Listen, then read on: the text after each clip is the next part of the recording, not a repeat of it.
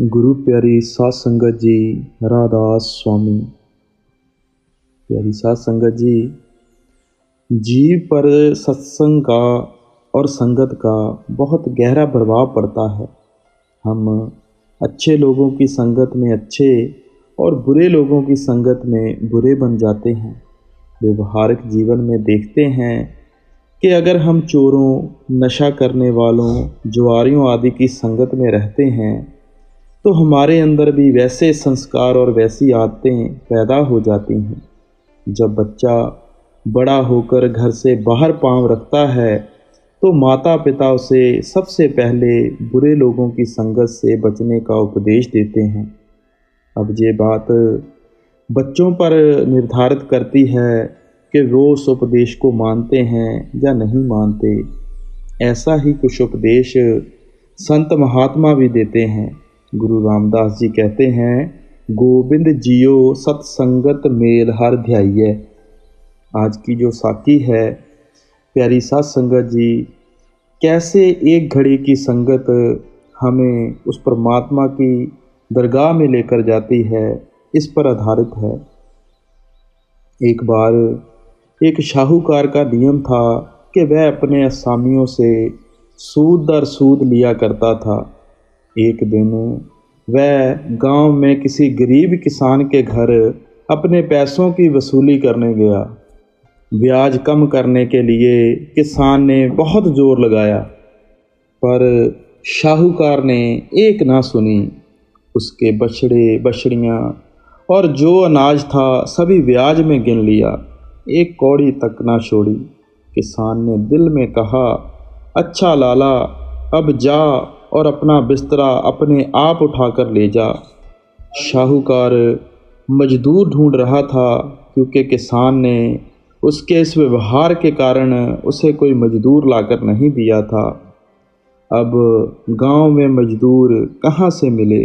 संजोग से वहाँ नज़दीक ही एक महात्मा बैठा भजन कर रहा था। उसने शाहूकार और किसान के बीच हुई सारी बात को सुन लिया था। महात्मा ने उस घुमंडी शाहूकार से कहा, मैं तेरा बिस्तर उठाकर ले चलता हूँ, लेकिन एक शर्त है कि या तो तू मालिक की बिरती और प्यार की बातें करते जाएगा और मैं सुनता जाऊँगा, या फिर मैं बातें करूँगा और तू सुनते जाना। लाला ने सोचा कि ये कौन सी मुश्किल बात है, यह बातें करता जाएगा और मैं हाँ हाँ करता जाऊँगा।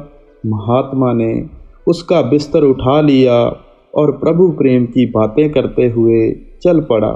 जब उसका गांव आ गया तो महात्मा ने कहा कि लो लाला जी, मैं अब जाता हूँ। पर महात्मा ने दिल में सोचा कि यह भी क्या याद करेगा कि मेरा किसी महात्मा से मिलाप हुआ था, इसलिए इसको कुछ बताना चाहिए। महात्मा ने शाहूकार से कहा, आज से 8 दिन के बाद तेरी मौत हो जाएगी। तेरी सारी उम्र में कोई अच्छे कर्म नहीं हैं। यह जो 1 घंटा मेरे साथ बातें की हैं, उस प्रभु भक्ति की बातें की हैं, वही एक श्रेष्ठ कर्म है। जब तुम्हें जमदूत ले जाएंगे और पूछेंगे कि 1 घंटे के सत्संग का फल पहले लेना है या बाद में, तब तुम कह देना कि पहले, और फल यही मांगना कि मुझे उस महात्मा के दर्शन कराओ, फिर जो होगा तुम खुद देख लोगे। शाहूकार थोड़ा निराश हुआ, पर उसे यह बात सुनकर अच्छा भी लगा कि कोई महात्मा है जो उसे बचा भी सकता है। जब मौत आई, धर्मराज के जमदूत आए तो शाहूकार को पकड़कर ले गए। जब दरबार में पेश किया गया, धर्मराज ने चित्रगुप्त से कहा कि इसके कर्मों का लेखा देखो, इसका कोई श्रेष्ठ कर्म है या नहीं। तो चित्रगुप्त ने कहा, इसका कोई श्रेष्ठ कर्म नहीं है, सिवाय इसके कि उसने एक महात्मा के साथ 1 घंटा बातें की थी। धर्मराज ने पूछा कि इससे पूछ लो कि इसे फल पहले चाहिए या बाद में, और फल क्या चाहिए। तो शाहूकार कहने लगा कि मुझे फल पहले चाहिए, और मुझे फल यह चाहिए कि मुझे उस महात्मा के दर्शन कराओ जिससे मैं 1 घंटा सत्संग सुना था, और मुझे वहाँ ले चलो। अब बात यह है कि महात्माओं का शरीर इस दुनिया में होता है, लेकिन उनकी सुरत खंडों ब्रह्मंडों पर रहती है। जमदूत उसे अपने साथ वहाँ ले गए जहाँ वह महात्मा भजन कर रहा था। महात्मा ने शाहूकार को देखा और कहा, भाई शाहूकार, तू आ गया? शाहूकार ने कहा, जी हाँ, आपकी कृपा से मैं आ गया हूँ, लेकिन जमदूत बाहर खड़े मेरा इंतज़ार कर रहे हैं। अब जहाँ मालिक का भजन सिमरन हो वहाँ जमदूत नहीं जा सकते। शाहूकार को उस महात्मा के पास बैठे आनंद लेते हुए काफ़ी देर हो गई। उसका 1 घंटे के सत्संग का फल खत्म हो गया। बाहर जमदूत खड़े थे और आवाज़ों से तथा इशारों से बुला रहे थे, लेकिन वह बाहर नहीं आया। महात्मा ने कहा, चुपचाप बैठे रहो, जमदूत यहाँ नहीं आ सकते। हार कर जमदूत चले गए। धर्मराज के आगे शिकायत की कि जी वह नहीं आता। धर्मराज ने कहा कि वहाँ ना मेरा गुजारा है ना तुम्हारा, इसलिए अब उसका ख्याल छोड़ दो। सो पूर्ण साधु के साथ 1 मिनट के सत्संग के बराबर कोई कर्म नहीं है। गुरु प्यारी साध संगत जी, कुछ संगत का अर्थ केवल बुरे लोगों की संगत ही नहीं है। कुछ संगत से भाव दुनियादारों और मनमुखों की संगत भी है। दुनियादार और मनमुख जब भी बात करते हैं, इस दुनिया, इसके शक्लों, पदार्थों, मायावी धंधों, कौमों, मजहबों, मुल्कों के झगड़ों की बात करते हैं। ऐसे लोगों की संगत में भूले भटके भी मन प्रभु भक्ति या प्रभु प्रेम की ओर नहीं जा सकता।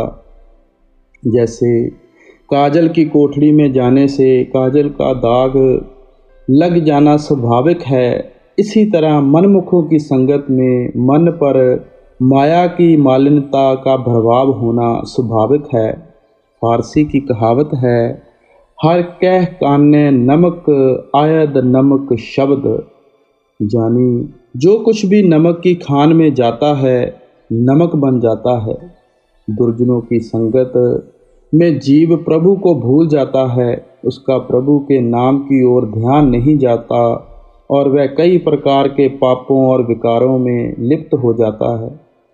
वह प्रभु द्वारा संसार में भेजे जाने के अपने असल मकसद को भूल जाता है। नतीजा यह होता है कि वह माया की दलदल में फंसकर सदा 84 की चक्की में पिसता रहता है। इसलिए संत महात्मा साधक को प्रभु भक्ति और परमार्थ में उन्नति के लिए कुछ संगत से बचने और सत्संग में रहने का उपदेश देते हैं। संत महात्माओं ने कुछ संगत को नरक का द्वार कहा है, तो सत्संग को सतलोक में पहुंचने का साधन माना जाता है। संत महात्मा समझते हैं कि संतों की संगत चंदन के वृक्ष के समान है। जिस जंगल में चंदन होता है, उसके आसपास के सब वृक्षों में से चंदन की सुगंध आने लगती है। संत महात्माओं का ध्यान हमेशा प्रभु में लीन रहता है।